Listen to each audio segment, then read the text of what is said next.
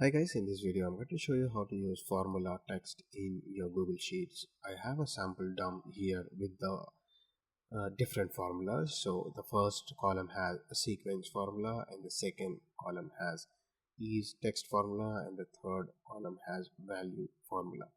Now if I want to know all these formulas in this cell reference, then I'm going to use formula text and then select any cell reference which has a formula. So I'm going to select the first cell reference and close the parenthesis, hit enter.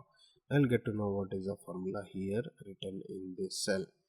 Similarly, if I apply the same to this column, which is C, so it will give me the is text formula, and also for this is formula text, and then select the cell reference, hit enter, and you'll get the formula. So this is how you can get the formulas of in your Google Sheets. All you need to do is equals to formula text, then it will reflects the formula. Thank you so much for watching. We'll meet in next video.